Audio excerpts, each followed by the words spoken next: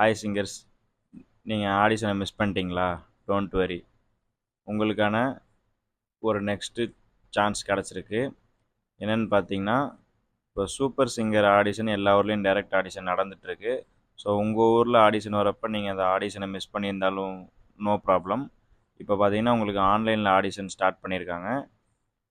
நீங்கள் ஆன்லைனில் பார்த்தீங்கன்னா ஒரு 2 மினிட்ஸ்க்கு உங்களோட வீடியோ ரெக்கார்ட் பண்ணி ஒரு வெப்சைட்டில் அப்லோடு பண்ணணும்.